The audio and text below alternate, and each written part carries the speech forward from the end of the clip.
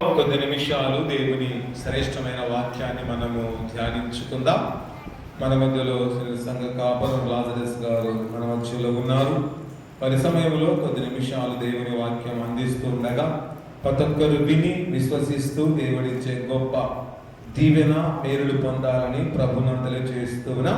ఈ సమయాన్ని మన దైవజనులు లాజరస్ గారికి సమయాన్ని అప్పగిస్తూ ఉన్నాం. దేవుని వాక్యము పరిపూర్ణమైనదని వాక్యం మనకు సెలవిస్తుంది. దేవుని వాక్యాన్ని చదువుతుండగా గ్రహిస్తుండగా మానవునికి తెలివి జ్ఞానం వస్తుందని సామెతల గ్రంథంలో రాస్తాడు. ప్రతి విషయాన్ని మీరు గమనించే వారిగా ఉండాలని మీకు అందరికీ విజ్ఞప్తి చేసిన కనుక మన దేశం హిందూ దేశం.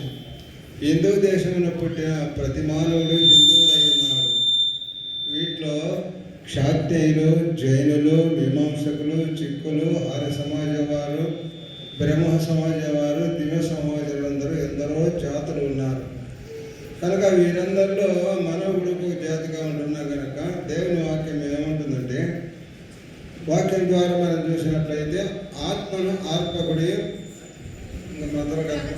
ప్రవచించుటకు నిర్లక్ష్యం చేయకండి అని వాక్యం మనకు సెలవిస్తుంది. సార్ అయ్యా నువ్వు కొంచెం ఒక 10 నిమిషాలు దేవుని వాక్యం చెప్పామంటే నేను కొంచెం వెనకబడిపోయినా. ఎందుకంటే శరీరం బాగలేక ఎన్నడూ నేను ఎప్పుడు వాక్యం చెప్పుకున్న మానవునే కాదు, కానీ కొంచెం బలహీనందుకు చెప్పలేదు. కానీ మళ్ళీ మనసు సర్దిద్దుకొని ఈ మాటను మనం గమనించే ఆత్మను అర్పకుడి ప్రవచించులకు నిర్లక్ష్యము చేయడు, మేలైన దానిని చేపట్టుడి అని వాక్యం మనకు సెలవిస్తుంది. కనుక ఆ మాటకు నిర్ధారణ చేసుకొని దేవుని వాక్యం చెప్పడానికి మనకు ముందుకు వెళ్ళాం. ఈ విషయాన్ని మీకు గమనించే వారిగా ఉండాలని మీకు అందరికీ విజ్ఞప్తి చేశాను. సరే, ఏమైనా దేవుని వాక్యాన్ని మనం చదువుకున్నాం. చదవబడిన వాక్యాన్ని అక్కడ 5 వచనాలు మాత్రమే మనకు కనపడుతున్నాయి. కనుక ఈ 5 వచనాలను మనము 20 నిమిషాల లోపలనే వాటిని ధ్యానం చేసుకుందాం. చదవండి చూద్దాం. యెహోవాని గుడారములో అతిథిగా ఉండదగిన వాడెవడు? నీ పరిశుద్ధ పర్వతం మీద నివసింపదగిన వాడెవడు? యథార్థమైన ప్రవర్తన కలిగి నీతిని అనుసరించుచు హృదయపూర్వకంగా నిత్యము పలుకువాడే అట్టివాడు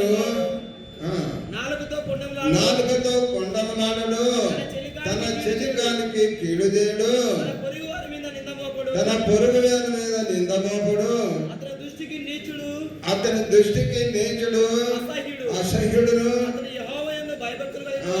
అతడు యెహోవా యందు భయభక్తులు గలవారిని సన్మానించును అని వాక్యం మనకు సెలవిస్తుంది.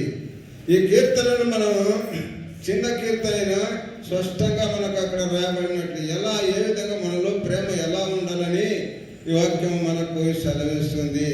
కనుక ఇక్కడ గుడారం అనగా హృదయము లేదా ఆలయము అని వాక్యాలు మనకు సెలవిస్తున్నాయి. కనుక ప్రతి విషయాన్ని మనం గమనించే వారిగా ఉండాలని మీకు విజ్ఞప్తి చేస్తున్నాను. ఈ గుడారములో అతిథిగా ఉండాలంటే ఎలా ఉండాలని వాక్యం మనకు సెలవిస్తుంది.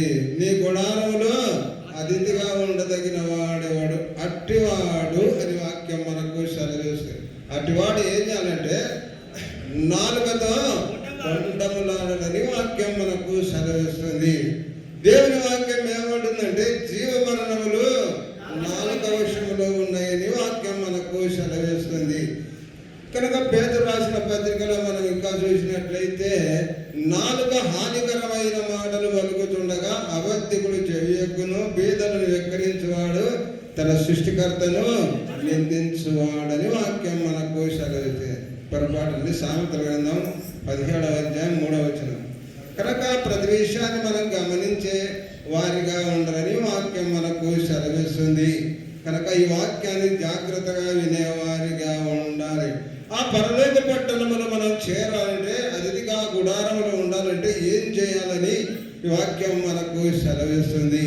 కనుక ప్రతి విషయాన్ని మనం గమనించే వారిగా పేతురు రాసిన పత్రికలో మనం చూస్తాం కదా 3వ అధ్యాయము 10వ వచనములో చూసినట్లయితే అక్కడ జీవమును ప్రేమించి మంచి దినములను చూడగోరువాడు చెడ్డదానిని పలకకుండగా తన నాలుకను కపటపు మాటలు చెప్పకుండగా తన పెదవులను కాచుకొనవలెను. అతడు కీడు నుండి తిరిగి మేలు చేయవలెను, సమాధానం వెతికి దాన్ని వెంటాడవలెనని వాక్యం మనకు సెలవిస్తున్నది. ప్రతి విషయాన్ని మీరు గమనించినట్లయితే ఈ విషయంలో చిన్న కీర్తనలో ఎంతో మొదలు దాగినట్లు వాక్యంలో మనం చూడగలుగుతున్నాం. ప్రియ సహోదరుడా సహోదరి, నీ జీవితంలో నా జీవితంలో ఆయన గుడారములు అనగా పరలోక పట్టణములో అతిథిగా ఉండదగిన వాడు ఎలాంటి జీవితం అని ఈ వాక్యములో మనం చూస్తుంటాం. కనుక ప్రతి విషయాన్ని మనం గమనించే వారిగా ఉండాలని వాక్యం ద్వారా మనం చూడగలుగుతున్నాం. ఇక్కడ అంటున్నాడు ఆయన తన ద్రవ్యాన్ని వడ్డీకి వాడంట, తన ద్రవ్యాన్ని వడ్డీకి వాడని వాక్యంలో మనం చూడగలుగుతున్నాం. నిరపరాధులను చంపుటకు లంచం పుట్టుకున్నాడని వాక్యం మనకు సెలవిస్తుంది. లంచం పుట్టుకున్న మహావీరుడు బైబిల్లో బాగా కనపడుతున్నాడు మనకు. ప్రతి విషయాన్ని మనం గమనించే వారిగా ఉండాలి. ఎవరైనా యూదా ఇస్కరియోతు. కనుక మీరు నాకు రూకలు ఇవ్వండి యేసయ్యను వడ్డిస్తానన్నాడు. లంచం. కనుక ప్రతి విషయాన్ని మనం గమనించే వారిగా ఉండాలని లంచము పుచ్చుకున్నదని వాక్యం మనకు సెలవిస్తున్నాయి. కనుక ప్రతి విషయాన్ని మనం గమనించే వారిగా ఉండాలి. అంత మాత్రమే కూడా తన ద్రవ్యమును వడ్డీకి ఇవ్వడని వాక్యం మనకు సెలవిస్తుంది. మనమైతే వడ్డీకి చాలా ఆశపడుతుంటాం.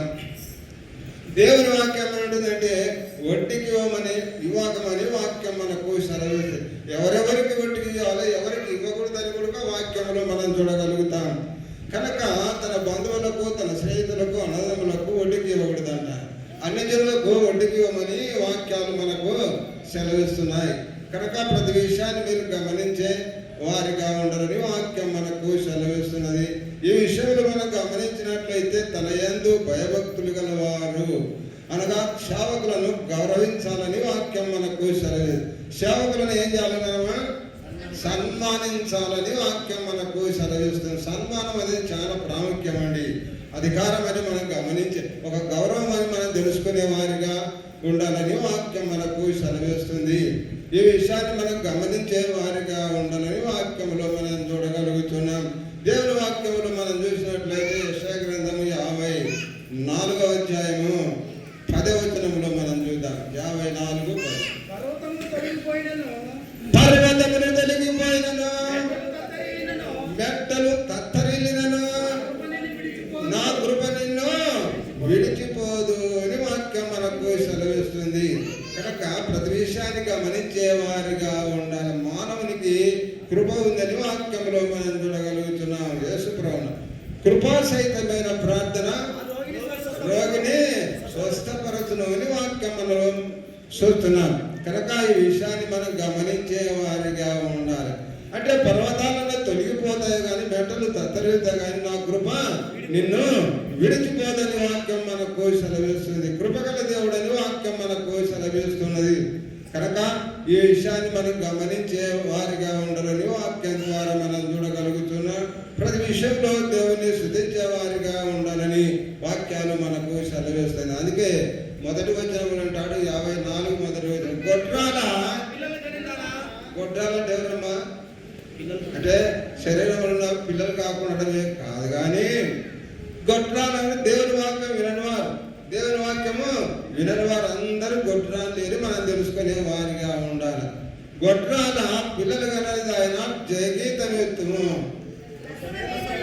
ప్రసవ వేదన పడేదాన జయగీతనెత్తి ఆనందపడము అని వాక్యములు మనం చూడగలుగుతున్నాం.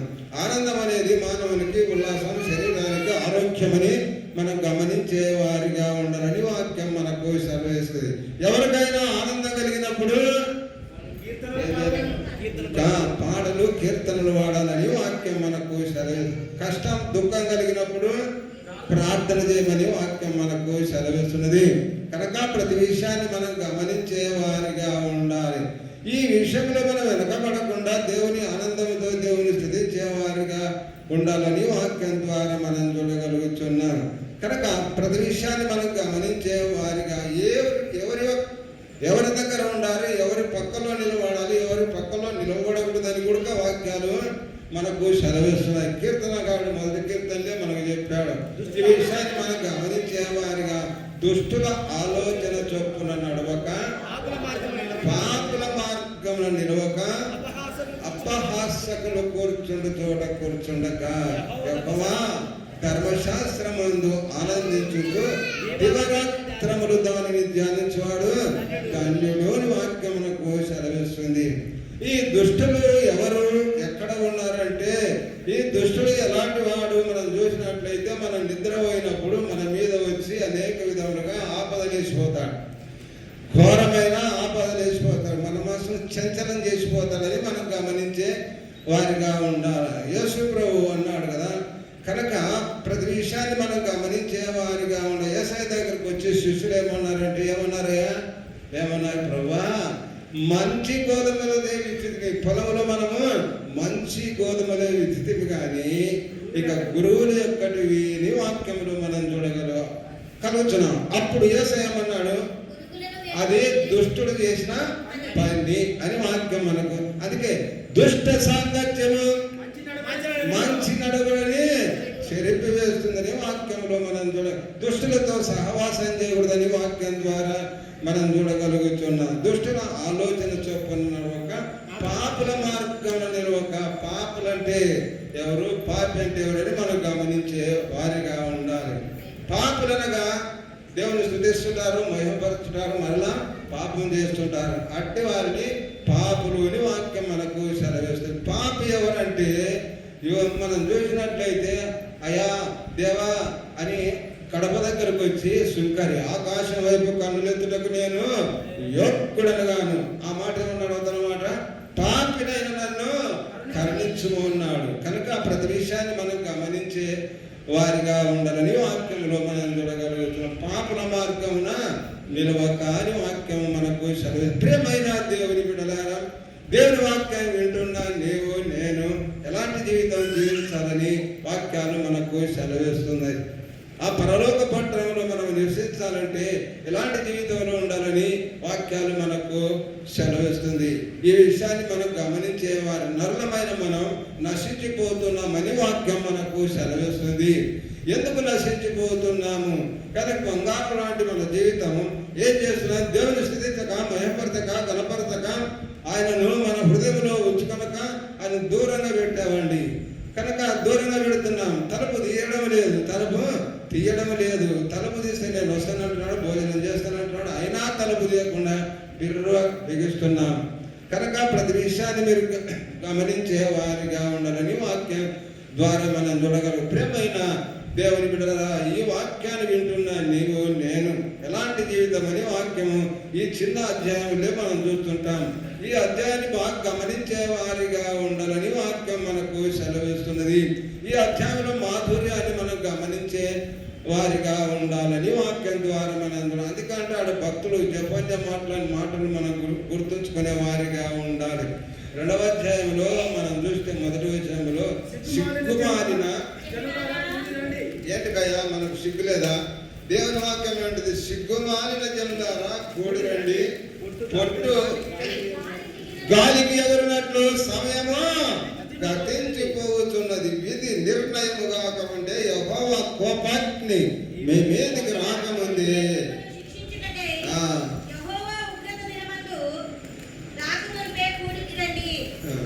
ఈ విషయాన్ని మనం గమనించే, పొట్టు గాలికి ఎగిరిపోతుందని వాక్యం మనకు సెలవిస్తుంది. కనుక ప్రతి విషయాన్ని మనం గమనించే వారిగా ఉండాలని వాక్యం మనకు సెలవిస్తుంది. కనుక ఈ విషయంలో మనం గమనించినట్లయితే మానవ జీవితంలో మనం దేవుని స్తుతించే వారిగా ఉండాలని వాక్యం ద్వారా మనం చూడగలుగుతున్నాయి. ఈ వాక్యాన్ని మనం చూసినట్లయితే నీ గుడారములో అతిథిగా ఉండదగిన వాడెవడు, నీ పరిశుద్ధ పర్వతం మీద నివసింపదగిన వాడెవడు అని వాక్యం మనకు సెలవిస్తుంది. అట్టివాడు నాలుకతో పండములాడనంటే ఆ పై మాటలు బాగా మాట్లాడు, లోపల అంతరంగంలో పగ అని వాక్యం మనకు సెలవిస్తుంది. ప్రియమైన దేవుని బిడ్డలారా, దేవుని వాక్యాన్ని వింటున్నా నీవు నేను ఎలాంటి జీవితం జీవించాలని వాక్యం మనకు దేవుని యందు భయభక్తులు కలిగిన వారి బిడ్డలకు ఏ మేలు కొదవలేదని వాక్యం మనకు సెలవిస్తున్నది.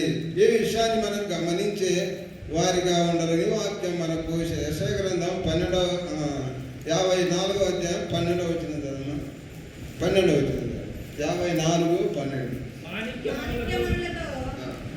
మాణిక్యమణులతో నీ కోట కొమ్ములను మాణిక్యమణులతో నీ కోట కొమ్మలను సూర్యకాంతముతో నీ గుమ్మములు కట్టుదును. నీ గుమ్మములు కట్టుదును. ప్రశాంతమైన రత్నములతో నీకు సరిహద్దులు ఏర్పరచుదు. సరిహద్దులు ఏర్పడుదును. నీ పిల్లలందరూ యెహోవా చేత ఉపదేశమును నీ పిల్లలు యెహోవా చేత ఉపదేశం పొందిన వారని వాక్యం మనకు సెలవిస్తుంది. మన పిల్లలను దేవుడు ఆశీర్వదిస్తున్నాడండి. కనుక మనం దేవుని యందు భయభక్తులు కలిగి జీవించాలని వాక్యం మనకు సెలవిస్తుంది. అంటాడు, మెట్టలు తత్తరలేని నా కృప నిన్ను విడిచిపోదు అని వాక్యం మనకు సెలవిస్తుంది. దేవుడు కాచి కాపాడుతాడు. దేవుడు ఎంతవరకు కాచి కాపాడుతున్నాడే, తల్లి గర్భములో మొదలుకొని ముదయవచ్చు వరకు నేను శంక పెట్టుకుంటాను అంటున్నాడు. మనమైతే కొద్దిసేపు పిల్లవాడిని ఎత్తుకున్న తర్వాత బరువు అయితే ఎంబడ దించేసి ఎంత బరువు ఉండవని కింద పడేశారు. కానీ దేవుడు విడిచిపెట్టే దేవుడు కాదని వాక్యం ద్వారా మనం చూడగలుగుతాం. అందుకంటే తన సంటి పిల్లలైన మనుషున నేను నిన్ను మరువను అని వాక్యం మనకు సెలవు. మరువలేనో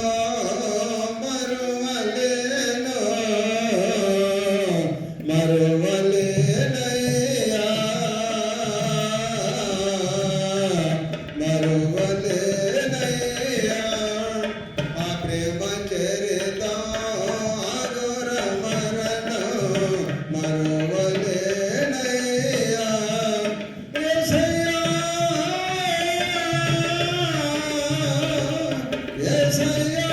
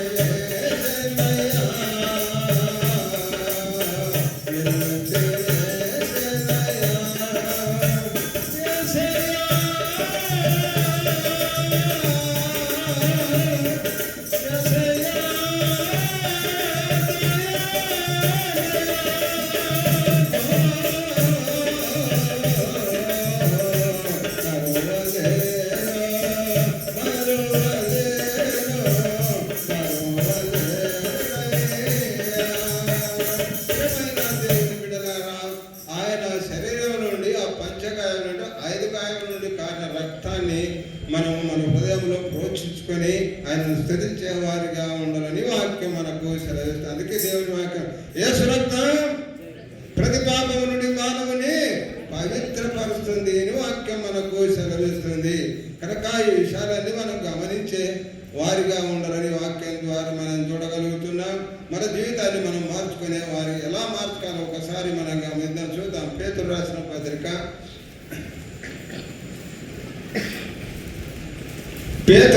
పత్రిక మొదటి అధ్యాయము 7వ వచనాన్ని మనం చూస్తాం. నశించిపోవు సువర్ణము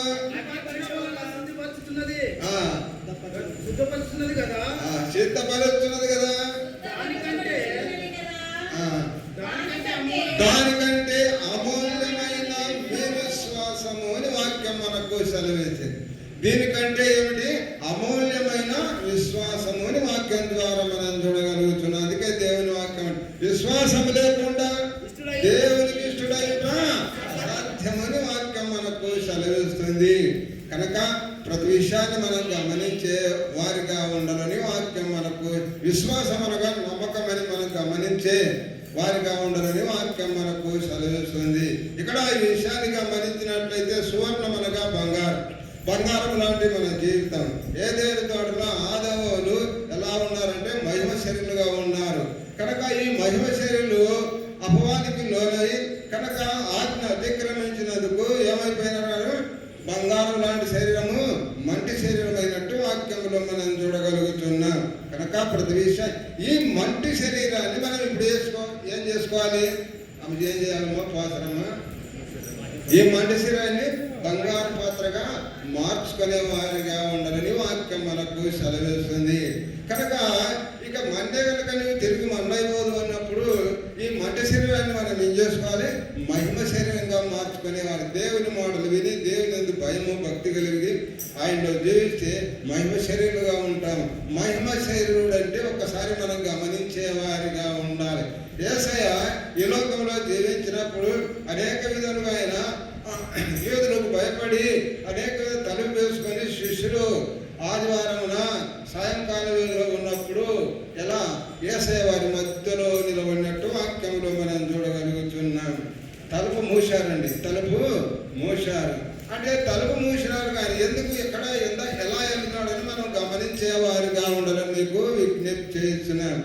కనుక ఈ ఒక ప్రధాన యాజకుని కుమార్తె చనిపోయినప్పుడు ఆ కుమార్తె విషయంలో ఆయన దగ్గరికి వెళ్ళి ఏమన్నాడమ్మా?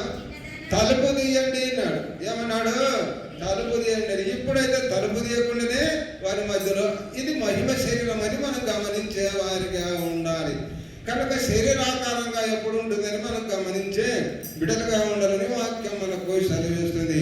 దేవుని వాక్యం ఇదిగో తలుపు వద్ద నుండి తట్టుచున్నాను, ఎవడైనా తలుపు తీస్తే వారి దగ్గర నిలుస్తానని వాక్యాలు మనకు సెలవిస్తున్నాయి. ప్రియమైన దేవుని బిడ్డలారా, దేవుని మాటను మనం గమనించే వారిగా ఉండాలని వాక్యం ద్వారా మనం చూడగలుగుతున్నాం.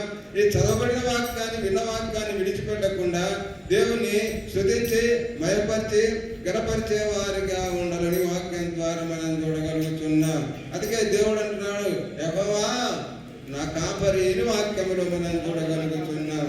ఈ కాపరితనాన్ని మనము జాగ్రత్త పరుచుకునే వారిగా ఉండాలి. ఈ కాపరితనాన్ని ఎలా సద్వినియోగం చేసుకునే వారిగా ఉండాలని వాక్యం ద్వారా మనం చూడగలుగుతున్నాం. కాపరి ఏం చేస్తున్నాడంటే గొర్రెలకు వెనకుంటాడా ముందరుంటాడమ్మా? ఎవరే చెప్పింది? వెనకుంటాడా ముందరుంటాడా? గొర్రెలకు ముందరుంటాడు, ఎందుకంటే పిలిస్తే వస్తాయి, స్వరం ఉంటాయి. మేకలకు ఎరుకుంటాడు, ఎందుకంటే ఈ మేకలు ఇలా అలా తిరిగి ఇక్కడ అక్కడ మేధమైపోతాయి. వెనక తీసుకొని కట్టతలు కొడితే అవి సదుబాటు అవుతాయి. కనుక ప్రతి విషయాన్ని మీరు గమనించే వారిగా ఉండాలి. గొర్రెలకు నేను మంచి కాపరిని వాక్యం మనకు సెలవిస్తుంది. దేవుడి వాక్యాన్ని మనందరి వినికిలో దీవించి ఆశీర్వదించగా చెప్పబడిన మాటలు విని విశ్వసించి తన హృదయంలో భద్రం చేసుకునే పిల్లలుగా ఉండాలని మీకు అందరికీ విజ్ఞప్తి చేసిన వాక్యం తెలియజేస్తున్నాం. విన్న వాక్యాన్ని వినిపించి పెట్టక దేవుని వాక్యానుసారముగా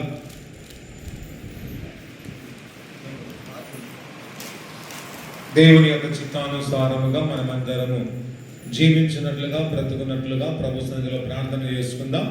అది ప్రార్థిస్తుండగా మన మధ్యలో ఉన్న కృపణ సతీమ మరియమ్మ గారు మనం ప్రార్థన నడిపిస్తాం. పోయిన పరిస్థితి దినం మొదలుకొని పరిస్థితి దినం వరకు కాచి కాపాడిన విధానాన్ని బట్టి నీకు వందనములు, స్తుతులు, స్తోత్రం నా తండ్రి. అవునా తండ్రి, ప్రభు ఈ రాత్రికాల సమయంలో నా తండ్రి చిన్న మందగా చేరి నిన్ను సిద్ధించి నిన్ను మహిమపరిచి నేను గణపరిచిన విధానాన్ని బట్టి నీకు వందనములు, స్తుతులు, స్తోత్రం